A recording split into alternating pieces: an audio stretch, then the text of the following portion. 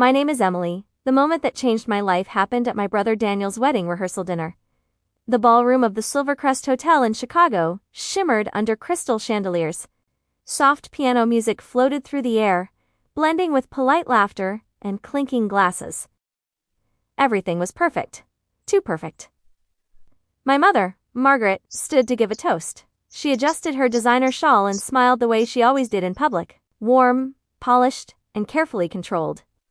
"To my son," she began, raising her glass toward Daniel, "our pride, our success, our legacy." Everyone applauded. Then her eyes shifted to me. "And Emily," she added with a small laugh. "Still figuring things out, I suppose?" A few guests chuckled awkwardly. I felt my chest tighten, but I didn't react. I just stared down at my plate, slowly tracing the edge of my fork as if I hadn't heard anything. Beside me sat my boyfriend, Noah, dressed simply in a navy suit. He didn't belong in their world, and my family made sure he knew it. For 2 years they had dismissed him without ever asking who he really was. Suddenly, Daniel's future father-in-law, Mr. Whitman, stood up so abruptly his chair nearly toppled over.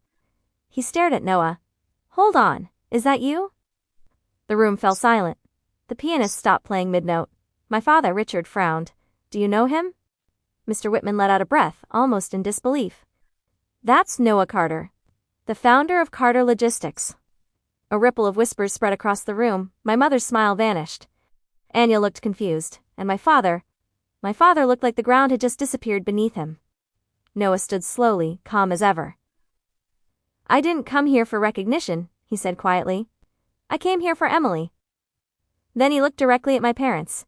"But for 2 years you never once asked me what I do. You decided who I was based on how I looked." No one spoke. "You dismissed her too," he continued. "Every time she talked about her work, you minimized it." My throat tightened. "Emily works as a nurse in a public hospital," he said. "She works night shifts, saves lives, and comes home exhausted. But she never complains. And yet you treat her like she's failed because she didn't choose your version of success." My mother covered her mouth. My father shifted uncomfortably. And for the first time in my life, I didn't feel small. "Let me take you back. I grew up in a wealthy suburb outside Chicago. My father owned a financial firm and my mother was deeply involved in charity circles. Daniel, 2 years older than me, was everything they wanted. By 30, he was already a partner in my father's firm. Sharp, ambitious, and perfectly aligned with their expectations. I chose a different path. I became a nurse. I worked long hours in a busy public hospital, often dealing with patients no one else wanted to treat. I loved my job. Not because it was easy, but because it mattered. My parents didn't see it that way. To them it was a waste of potential. At family dinners, my father would discuss investments with Daniel while barely acknowledging me. When I shared a story about saving a patient, my mother would nod politely and change the subject. The favoritism wasn't loud. It was quiet, constant, and exhausting. I remember one moment clearly. I received an award at the hospital for patient care. I invited my family weeks in advance. They didn't come. That same night, Daniel posted photos from a luxury business event with my parents, smiling, dressed in black tie, celebrating something that to them mattered more. I stopped expecting anything after that. I met Noah by accident. My car broke down on a rainy evening and I had it towed to a small repair shop. He was the one who fixed it. He wasn't flashy. His hands were rough, his clothes simple, but he listened when I spoke. Really listened. We talked for hours that day. And somehow, it felt easy. He never judged me, never made me feel like I wasn't enough. My parents, however, made up their minds instantly. "A mechanic?" my father once said. "Emily, you can do better." My mother was gentler but no less dismissive. "You deserve someone with more stability." I never corrected them. I never told them who Noah really was. Because Noah didn't care about proving anything to anyone. Back at the rehearsal dinner, everything was unraveling. Mr. Whitman spoke again. "Your company has partnered with Carter Logistics for years," he said to my father. "You've been praising their CEO in meetings for ages." My father said nothing. Because he knew. He had no idea.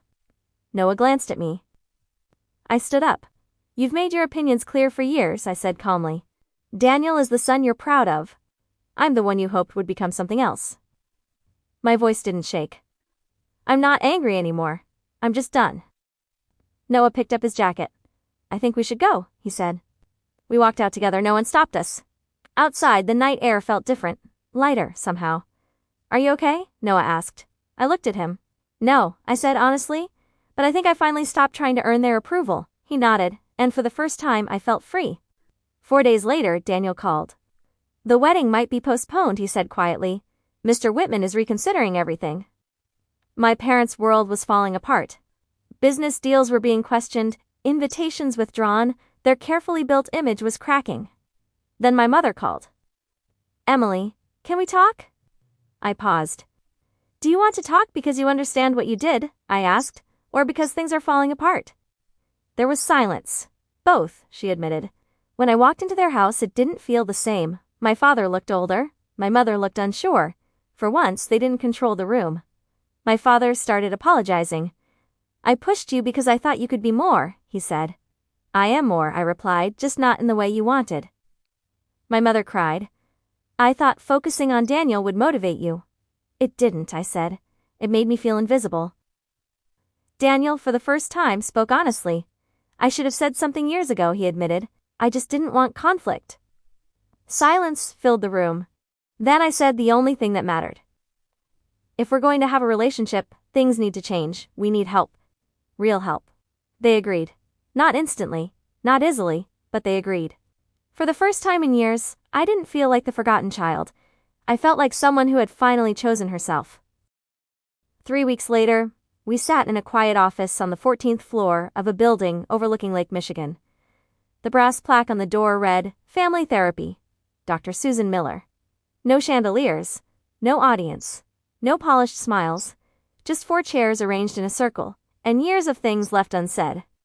My mother sat with her hands clasped tightly in her lap. My father leaned back, trying to appear composed, but his foot tapped nervously against the floor. Daniel avoided eye contact. And me. For the first time, I wasn't shrinking to make them comfortable. Dr. Miller looked at us gently. Why are we here? No one answered. Then, surprisingly, my father spoke first. I think we failed as parents. The words sounded foreign coming from him. My mother inhaled sharply as if even hearing it out loud was too much. Dr. Miller nodded. How? He hesitated. I measured my children by success, he said slowly. And I defined success very narrowly. I felt something shift. Not forgiveness. Not yet. But something. Dr. Miller turned to me. Emily, how did that affect you? I could have said 100 things, the missed events, the dismissive comments, the quiet comparisons, but instead I said something simpler. I stopped believing I mattered unless I impressed them. The room went still. My mother began to cry softly. I never meant to make you feel that way, she whispered. I looked at her. I know, I said, but intent doesn't erase impact. Therapy wasn't some magical fix. It was uncomfortable. Messy, sometimes exhausting. There were sessions where my father got defensive. I worked hard to give you everything, he would say, and I would respond, you gave us everything, except emotional support. There were moments when my mother tried to justify her behavior. I thought I was encouraging you. You were comparing me, I said. There's a difference. And there were days, Daniel finally spoke up. I always knew it wasn't fair, he admitted once, but I was afraid if I said something, I'd lose their approval too. That hurt, but it also made sense. We had all been playing roles in a system none of us questioned. Until now. Meanwhile, life outside therapy continued. Noah and I kept things simple. One evening, we sat on the balcony of his apartment overlooking the city lights. You don't have to fix everything with them, he said. I know, I replied, but I need to know I tried. He nodded. That's fair. Then he smiled slightly. For what it's worth, I'm proud of you. That hit differently, not because it was grand, but because it was genuine. 2 months later, something unexpected happened. My mother asked if she could visit me at the hospital. Not for an event, not for a photo, just to see where I worked. I hesitated. Then I said, yes. She arrived early, dressed far more simply than usual. No designer bag, no exaggerated presents. My mother. I showed her the ward, the patients, the chaos, the reality. At one point, she watched as I comforted an elderly woman who had no family. I held the woman's hand, speaking softly until she calmed down. When I turned around, my mother was watching me with tears in her eyes. I didn't understand, she said quietly. What you do, it matters so much. I didn't respond right away because for years that was all I had wanted her to see. Things with my father were slower. Harder. He wasn't used to vulnerability, but one evening he called me. "Can we have dinner?" he asked. Just the two of us. That had never happened before. We met at a small restaurant, not one of his usual high-end places. Something quiet, neutral. Halfway through the meal, he put down his fork. "I read about your award," he said. I blinked. "You did?" He nodded. "I should have been there." There was no excuse, no justification, just that. "I'd like to do better," he added. I studied him carefully. For once I believed he meant it. Daniel's wedding was eventually rescheduled. Smaller, more intimate. Less about image, more about people. This time when I walked into the venue, I didn't feel like an outsider. My mother greeted me with a genuine smile. My father hugged me, awkwardly but sincerely. And Daniel pulled me aside before the ceremony.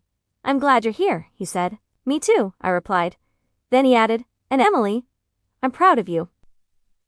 I smiled slightly. "Thanks."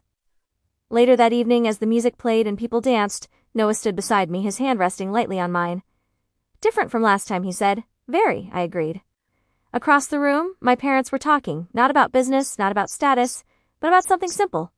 Real. For once, everything felt balanced. Not perfect, but honest. As the night came to an end, I stepped outside for some air. The city lights stretched endlessly in front of me. No expectations, no comparisons, just quiet. Noah joined me. "You okay?" he asked. I smiled. Yeah, I said. "I think this time, I actually am." And for the first time in a long while, I didn't feel like I had to prove anything to anyone. Not to my family, not to the world. Just to myself. And that was finally enough.